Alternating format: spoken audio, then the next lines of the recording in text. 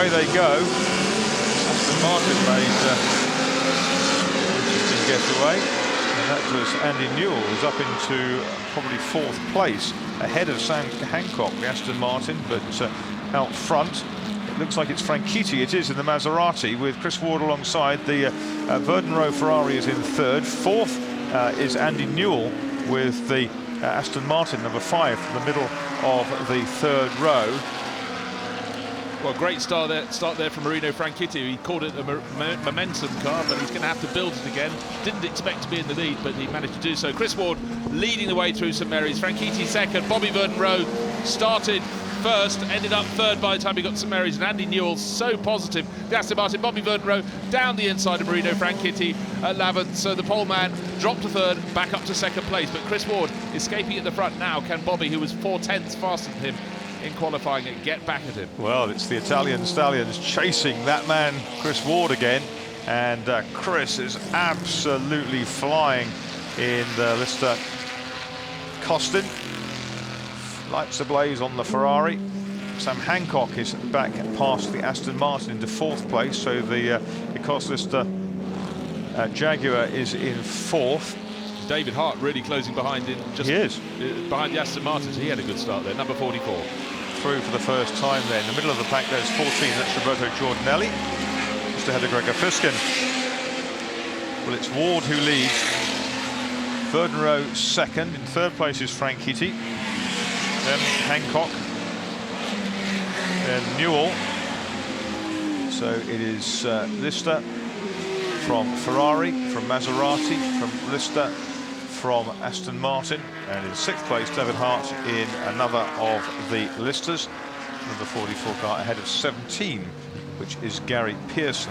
Well, Marino Franchitti led briefly after that great getaway in the Maserati birdcage, wiped the 2 blue stripes, and now he's having to work really hard to hold 4th fastest qualifier Sam Hancock behind him, and the big Lister Nobly goes the outside route, a lot more power to play with, but a heavier car, and now tries to dip up the inside. I think Franchitti to be wise to that. He covers the line, and behind him Andy Newell swinging the tail of the Aston Martin number 5 as he attempts to get the power down through Lavant, but Marino weathered that storm and pulled clear as he goes up the Lavant straight, but then the Lister Nobly and the Aston Martin will gobble him up down that back straight. They do similar lap times in very different ways, don't they? And the agility of the Maserati, you can see at the end of the straight coming into braking. Sam Hancock on the outside, desperately trying not to hit the Mazda and restyle its svelte bodywork, and he does a great job there. Andy Newell right behind, ex-off-road racing champion, who later did a bit of Formula Ford, and away they go, this chasing pack. But it's Ward 1.6 to the good, ahead of BVR, Bobby VERDON-ROE, then Franchitti, Hancock and Newell.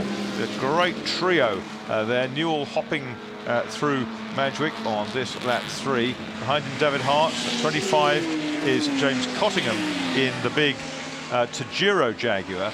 And then 17, Gary Pearson. He's been pushed back now by Cottingham into 8th place. Andy Wallace is in 9th and Fred Wakeman 10th. Change for 3rd place because Sam Hancock was sizing up Marino Franchitti and managed to do it before they got to St Mary's, and just checking that gap between 1st and 2nd, it's not as big as it was before. We'll get to that in a minute, but new 3rd place runner, the Lister Nobly, Sam Hancock, just ahead of the far more delicate Maserati birdcage. Marino Franchitti driving, feeding the wheel between his hands, almost in driving school fashion as he went out of the first part of the Lavant corners into the second part, but then up the straight through the Lavant kink. You'll expect the big Lister Nobly to pull clear. But the Mazda picks its heels up really well, doesn't it, Bruce? It does, and of course far more nimble when they come down to the braking zone, but the big, broad Lister Nobly... Well, Andy Newell down the inside. Well, he might get onto grass on the inside. There isn't going to be enough space, but as you said, he was an off-road racer. But he's not afraid to put the tail of that Aston Martin very sideways indeed.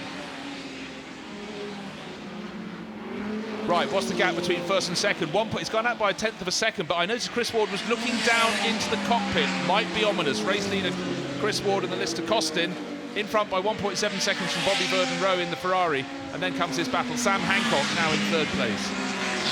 Here we go, we see that overtaking manoeuvre, and it's Sam Hancock who hops over the apex of the corner before the kink, the kind of little kinkette, and goes in, takes the position assertively. But having taken the position, Marino's Franchitti is right with him again, and not dropping back very far, but he's going to be having to get a move on behind him. Andy Newell swinging that number 5 Aston Martin DBR4 all over the place. Interesting to note, though, that the chasing trio all lapping in the 128s. The leaders, first and second place, Ward and Verdon-ROE, 41 and 3 in the 25s. Yeah, and in 6th place, David Hart gradually dropping off the tail of that little trio. Well, it was a quartet that's become a trio. It still led that grouping by Sam Hancock. Marino Franchitti really making a race of it. Now look how close it is. It was 1.7 between first and second on the start-finish line. Coming down towards the end of the lap, I'd say it's about 0.4 of a second as Bobby Verdon-ROE in the gorgeous Ferrari 246S Dino closes right in on Chris Hart. Now, when he goes down the start-finish straight last time as they approach Madgwick, I saw Ward looking down into his cockpit. He's got a problem. He's signalled. Bobby Verdon-ROE goes through. Absolutely, and they were coming up to lap the 11th car, the D-type of Kurt Engelhorn, and signalled through very sportingly. Difficult to see as you go through Madgwick Corner unless you've got a darkened visor or a good visor strip. And Chris Ward, you know, this might be a very elegant game of psychology, which has come back hard at Bobby Verdon-ROE. I've done some hard work. Now it's your turn. Yeah, or just putting the seed of doubt into Bobby's mind. It's exactly. all right, I don't have to press so hard. He's got a problem. He's waved me past. Now let's have another look. So Bobby Verdon-ROE had closed right in. That's coming out of the chicane. He's thinking, aha, race is on. But then he knew he'd closed by 1.5 seconds on that lap. Then got waved past. The hand came up. Couldn't quite make out what the hand signal was. It was almost so he was pointing to Engel. Yeah, kind of watch him, you know. I wondered if he missed a shift at one point, but he hadn't. Well, maybe Chris Ward just hoped that the D-Type was going to move out of his way. It didn't, and Bobby Verdon-ROE anyhow now into the lead and edging clear, I would counter. Well, there is Verdon-ROE. And yes, he is edging clear, but it's only a couple of lengths, that's for sure, as they come through towards the chicane. Well, let's see what lap time Chris Ward can manage, because obviously he came off the power a bit to let Bobby Verdon-ROE go past, or maybe he simply missed a gear change and then said, come through, I'll strike back. 1 minute 27 to 1:28 for Ward. They were lapping in the 1 minute 25. Yes, they had a little bit of traffic, but not that much. 3rd place, Sam Hancock in the list of Mobley, still holding off Marino Franchitti. Having got past, he thought he'd drop him, not managing it at all. The Aston Martin of Andy Newell behind number 5, and David Hart hanging on at the back of the pack in the second of the list accosted. There's a good little Jaguar D-type battle coming towards us, and 17 Gary Pearson, and going with him now is Fred Wakeman in the change of lead, Marcus. Well done, look at that. Incisively done by Chris Ward. He'd made no attempt to wave at his pit to say, look, I've got a problem here, so he's obviously pretty comfortable with it now. It might have just been locking a brake down into Lavant, and Bobby Verdon-ROE thought Christmas had arrived early, but Chris Ward's managed to get the list accosted sideways enough to complete the cornering. I think it might just be an intermittent gear change problem. Maybe he simply missed on the upshift. That gave the momentum to Bobby Verdon-ROE, and the Ferrari went in front, but cutting the corners as much as he can on the kick onto the Lavant straight. Chris Ward stays ahead, but if there is a little problem, who knows when it's next going to stride. Bobby Verdon-ROE decides no time like the present, dives down the inside into Woodcote, side by side and very sideways over the grass, but back onto the track. Change gear, down a gear. Bobby Verdon-ROE. Tim Samways, your heart is probably in your mouth. And what did Bobby say to Henry Hope Frost before? Don't worry, we've got the race in Spa next weekend. There's a replay. Something. That was quite an angle that Bobby got the car at. I was about to say these two cars going side by side around Woodcote. What a sight! But obviously, I think if he tried to change the angle, he'd have been in big danger of flying off. Best to just cut the corner and pick up your losses on the exit. Yeah, and then over the next lap, hope your heartbeat comes below 200 beats per minute. He's coming back, isn't he? Coming back hard. Yeah, they're coming down to the gate before St Mary's. Chris Ward leading the number 41, Lister Costin, and Bobby Verdon-ROE definitely closing in Ferrari number 3. About half a second between them as they go out of St Mary's into the dip and up the rise to the first of the Lavant right-handers. Behind them, the battle continues to rage between Hancock, Franchitti and Newell, now starting to drop Hart in 44 behind them, but that battle for the lead.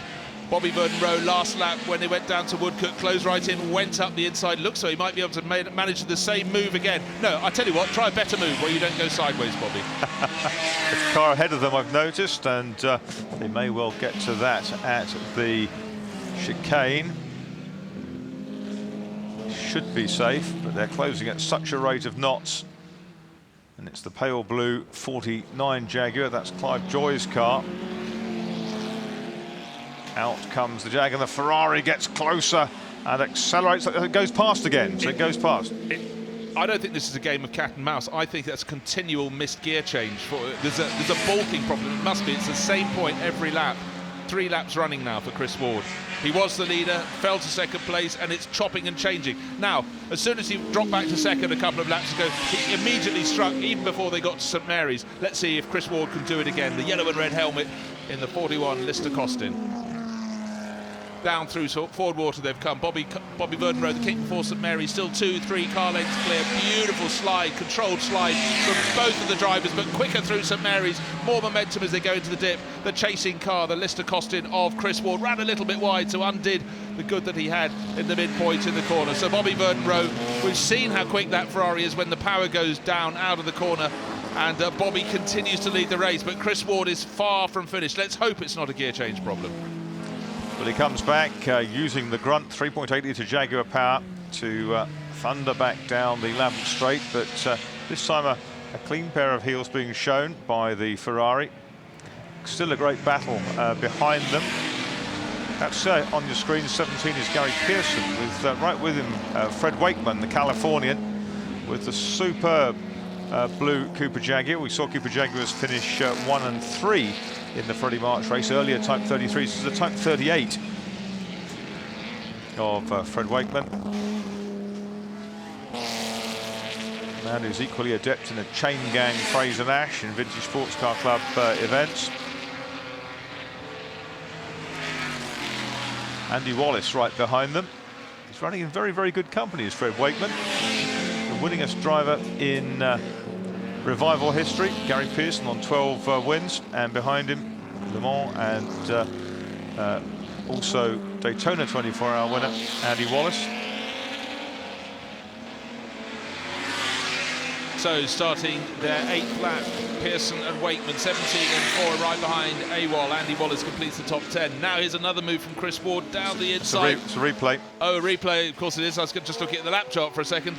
Beautiful, beautiful slide there from both of them, but I must say king of the slides is the man in front there, Chris Ward, and this is again where the gear change problem, or whatever it is that strikes him when he passes the pits, and time again we've had the Ferrari going to the Maserati off. That's Conrad Ulrich with the 300S.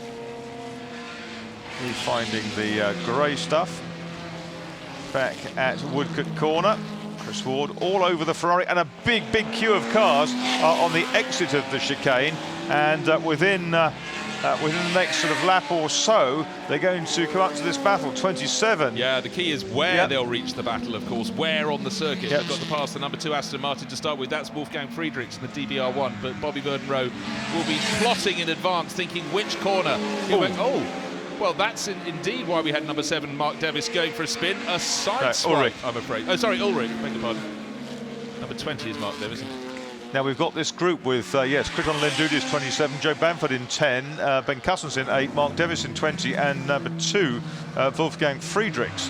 Wolfgang's already been passed by the lead pair, but ahead of them, this is worrisome for the car which has handling, but if it loses momentum, takes a longer time to pick up. Davis is ahead of them, the 2 DSI Maserati, the dark blue car. And just to say, a slide wide at St Mary's, not in traffic there from Chris Ward. So I think, I'm not sure if he was in the wrong gear, but he certainly didn't have the grip he normally had through the corner. So supreme.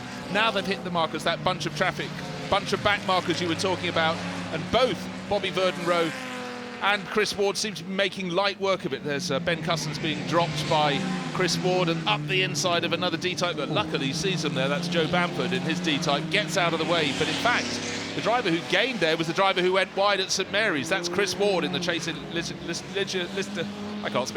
Costin.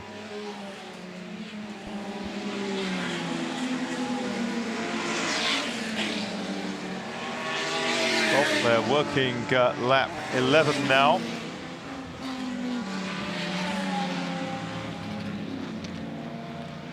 Franchitti still applying himself to the task of trying to unseat the number 18 car, the Lister of Sam Hancock from third place. But they're so close in performance. They both set their fastest lap of the race last time round, and Marino closed in by 1/1000th of a second. Doesn't get any more identical than that. Now, for once, we've got clear track ahead of the race-leading Ferrari, Bobby VERDON-ROE. Chris Ward giving chase behind. He's about 1.3 seconds in arrears. Then one has to look to see where the next grouping is. It's dropped 8 and a bit seconds behind. It's a battle of the giants, isn't it? With 8 cutters there being monstered down into Lavant. He's got Bamford with him. He's got Lendudis with him in that monstrous Chevrolet-powered Lister. It's like the ex-Jamie McIntyre car. Now, of course, Marino said before the race that the Maserati Birdcage is a momentum car. That's not the sort of car you want when you come up to lap a group of others. What you want is a car with lots of poke that can accelerate you away when you perhaps take a not the optimum line. You can see Sam Hancock weaving his way through the back markers as he comes up to lap them. He's got a better tool for passing, but Marino Franchitti doing a fantastic job to stay on his tail and not lose the momentum. But now's a chance for Hancock. Mark Davis, who I identified wrongly earlier, is in the way there, unfortunately, for Franchitti. And what has he lost? Momentum. Exactly, and of course, that's where Sam Hancock, who races a lot in historics, knows quite a lot of these guys. He knows what to expect from some of them. Still, some will be kind of international men of mystery, but for Marino Franchitti, who races a historic car once a year or whatever, it's very much more a voyage of discovery among these midfielders. Well, they've been well and truly dropped by the lead duo because they're 11 seconds clear of Hancock. Bobby VERDON-ROE, I think it's closer this time. It's 1.5 seconds on the start-finish line. And look at Andy Newell tagging on to the back of the Maserati, belching flame from the exhaust on the overrun through the kink. Very, very close through St Mary's. Andy Newell wide onto the grass. Well, he's held it together. I've never seen the DBR2 driven with such aggressive aplomb as Andy Newell is achieving, but there just a little bit too much gusto, and he had to come off the power a little bit. Hand up from number 24. I hope that is not retiring, and that's Andrew Smith in one of the JD Classics cars. But anyhow, I think he's just keeping out of the way. But come what may, he's done the right thing. He's stayed off the racing line. Bobby VERDON-ROE, 7.5 minutes or so remaining until the checkered flag can come out. His lead 1.5 seconds. Is it going out? Let's see this lap. Andrew Smith, who was running down in 15th place in that number 24 car. They go through the picture as 24 goes into the pits, and I reckon VERDON-ROE's broken board now in this battle. Yeah, he's gone out to 1.9. Yeah, another half-second gain. The battle for third is sort of broken as well, because through traffic there, on the last lap, Sam Hancock was that bit more aggressive, and the traffic came to him. So he's now nearly 2 seconds clear of Franchitti, who's been right on his tail, matching him lap after lap. Andy Newell right on the tail now of Franchitti in 5th, and David Hart, he's some way back in 6th place. And there, unfortunately, is Andrew Smith. He was racing 5 different cars at the revival. This one, though, has not got him to the finish. Well, that's a shame, but here's this little tussle, super tussle between Gary Pearson, the Jaguar Detroit Maestro, number 17, and Fred Wakeman, this feisty Californian, who really has come to the fore. He's had a lot of good wins in the last couple of years, often teamed with Patrick Blakeney-Edwards in YPK 400, the Jaguar-powered Cooper, Type 38. Andy Wallace is a scalp to have, and Andy Wallace is racing with another man who's been to the South in competitive form, and that is Gregor Fiskin in the Jaguar E-Type E2A. Well, just up the road ahead of them, David Hart in 6th place is being caught hand over fist by James Cottingham in the Tejero, number 25, the metallic blue entry. So we'll look for them, because certainly that looks like the next place change coming up. But 17, Gary Pearson, as always entertaining, but Fred Wakeman nice and smooth behind him through St Mary's, down into the dip. But Gary Pearson knows all the tricks and books. Oh, we have a change, because Franchitti has ended up behind Newell. Didn't see where that happened, I'm afraid, but Newell up into 4th place in the Aston Martin. He is, and that's a great effort from number 5. Andy Newell runs Josco Motorsport with John Bruin up in the Midlands near Donington. Here we go. Took a lunge down the inside, skated across the bows of the Maserati, all lovely and clean. Lots of corrective lock on the exit of Woodcote Corner. Well, there we go, and now pulling clear of Franchitti as they go past number 9, which is the D-Type of Ben Eastick, one of the long nose examples. And again, the tail being flicked around as now Newell sets off after Sam Hancock. We're into the final 5 minutes, or just starting the 5-minute point, but Franchitti, he's been passed. Let's see if he can fight back. He's down to 5th. He started the race by taking the lead into the first corner. Brilliant start in the birdcage Maserati, but he's simply at this point been outgunned. Indeed, and out-handled out front at the moment is Chris Ward, who's having to play second fiddle to the Ferrari driver, Bobby Verdon-ROE. This is the NART racing team car, North American racing team Luigi Chinetti car. And Ward looks terribly slow across the start-finish line. Maybe it was just an illusion, but he's now out to 2 seconds behind. But I would wager he's not as fast as he has been on previous laps passing the pits. Well, we'll tell on the time shortly. Yeah, we'll get momentum recorded against his lap time. We'll see what it brings. Well, Gregor Fiskin's just picked off a place. He's passed Fred Wakeman, and now he's having a go at Gary Pearson and very nearly going past in that super unusual Jaguar E2A. Looks like he's going to make that move stick as well. He is. Unique car that Bruce McLaren drove. Of course, a halfway house, as we were saying, between D and E. It looks like an E-type at the front. It looks a bit like a D-type at the back. Well, that's quite something to come up on a battling duo and pick one off and then the other almost immediately afterwards, and they hadn't tripped up ahead of him. He simply chose his moment and picked it off. Absolutely beautiful. So, feather in the cap for Gregor Fiskin. And Andy Wallace, you can see in the background, closing in on that group. He's 11th place in the number 6 D-type. Great gaggle of Jaguar-powered cars there. E2A, D-type, Cooper Jaguar, and a further D-type, just going past one of the listers. That's Helmut Rothenberger in the white number 19, the blue stripes. Right, what I want to know, it seemed by the time they came over to me that Ward was lapping at the same pace as he had been before, so whatever it is that happens on the start-finish straight, he keeps losing momentum. It was 2.0 seconds last time, it's 2.7 seconds. I thought he was slow onto the lap. Didn't look so bad this time, but the gap is going out. 3 minutes remaining until the checker will be flown. Chris Ward pushing on. He's safe from attack from behind, that's for sure. There goes Franchitti, chasing the Aston Martin in vain now. Car belongs to Sir Anthony Bamford, the JCB Excavators enterprise up in the Midlands, in Staffordshire.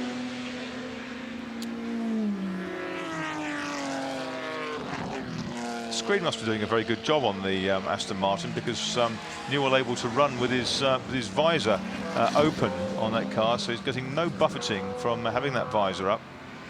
And he's looking on very good form as he chases after Hancock. He's got to find 1.5 seconds to get up with him, and Franchitti now starting to slide away from the back. Cottingham has got ahead of David Hart. He's now 1.5 seconds clear on the start-finish line, so that little battle has gone to the advantage of the number 25 Tajero, who's just going past St Mary's, and David Hart possibly with a misfire in number 44. Yes, may explain why Cottingham's gone past him in the Tajero we used to see driven regularly by Barry Williams. Hancock driving very well. He was so positive in tracking, and a real twitchy moment in the backdrop there. That was Andy Newell. He's pushing with all he knows. 1.5 minutes until the checker will come out. So they do this lap, the next lap as well. I think they've the final 2 laps now. Hancock holding on and had a better exit from the chicane there. A bit more grunt for the Jaguar than it was from the Aston Martin. But Andy Newell, he is throwing everything at half this a second or so quicker last time round, and just 2 more laps to do something about that deficit of 0.98. It's doable at this point, certainly to catch the lister of Sam Hancock. And as I feared, the gap between first and second is going out. It went to 2.7. Now it's 3.2 seconds between Bobby Verdon-ROE and Chris Ward in 41, but a much smaller gap between Sam Hancock in number 18 and Andy Newell in number 5. The very spectacular number 5 Aston Martin DBR2, driven right to the edge of the circuit, and the tail kicking out. He's not afraid to put the tail side. Oh dear, number 49, I think that's Clive Joy. Yes, on the grass at St Mary's, gathered it together though, didn't go for a spin. On the grass out of Lavant, and didn't go for a spin. That's Andy Newell, super spectacular. Yeah, very wide out of Lavant, up over the curbs, kicks up the dirt, but maintains his focus on the metallic blue Kyrgios Lister up ahead of him. So Bobby Verdon-ROE starts the final lap of the race. 17 seconds were on the clock when he crossed the start-finish line. Lapping Sean Lynn in the 4 seconds clear Lister. now. 4.1 seconds clear. It's gone out and All the out. way. I'm sure from Chris Ward's point of view, something isn't quite right. We know the Ferrari's very light on its tyres, but we'll find out when Henry Hope Frost gets to talk to him after the race. Yes, this Ferrari won the race in 2001, 2 and 3 with Tony Dron in it, and has been a real contender all the way through.